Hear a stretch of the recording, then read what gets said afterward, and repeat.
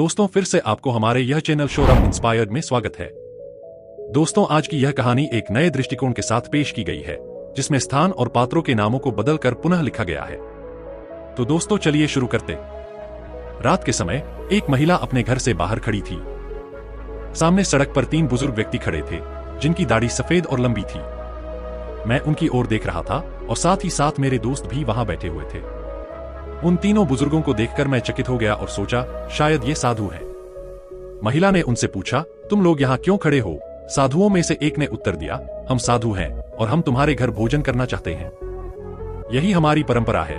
महिला के चेहरे पर एक दयालु मुस्कान फैल गई। उसने कहा, अगर आप लोग मुझे आशीर्वाद देने आए हैं तो आओ, मैं तुम्हें भोजन करूंगी। महिला के इन वचनों को सुनकर तीनों साधु उसके घर चले गए। घर के अंदर प्रवेश करने से पहले एक साधु ने पूछा, तुम्हारे घर में और कौन कौन है? महिला ने उत्तर दिया, मैं अकेली हूँ, मेरे पति बाजार गए हैं। सुनकर तीनों साधु वापस लौटने लगे और एक साधु ने कहा, तुम्हारे घर में कोई पुरुष नहीं है, कोई ऐसा सदस्य नहीं है जो हमारे साथ बैठकर भोजन कर सके। इस कारण हम अब यहाँ से जाते हैं। महिला का पति उस समय वापस आया और उसने जब यह देखा कि तीनों साधु लौटने लगे हैं, तो उसने अपनी पत्नी से कहा, इस धरती पर कोई भी साधु भूखा नहीं रहना चाहिए। महिला के पति की बात सुनकर तीनों साधु फिर से लौट आए। कुछ कदम चलने के बाद महिला ने देखा कि वे तीनों एक साथ चल रहे थे। उन्होंने उन्हें आवाज दी और फिर 300 रुपए उनके हाथ में दे दिए। महिला ने साधुओं से कहा, मेरे पति लौट आए हैं। वे लोग कहते हैं कि जो भी हमारे घर में आए उन्हें पहले खाना खाना चाहिए। साधु ने उत्तर दिया, हम तीनों एक साथ किसी के घर भोजन नहीं करते। तुम्हारे घर का खाना हमारी प्राथमिकता नहीं है, लेकिन प्रेम और सफलता के साथ हमें जो मिलेगा वही हमारी सफलता है।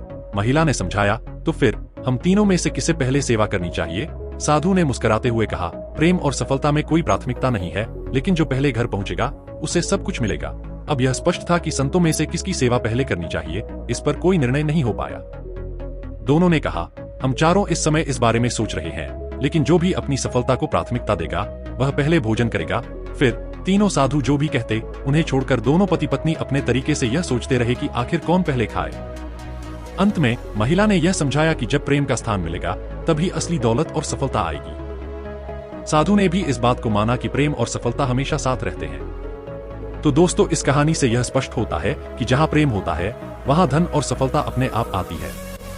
अगर हम अपने जीवन में प्रेम और सच्चाई को प्राथमिकता दें तो बाकी सब चीजें अपने आप मिल जाती हैं।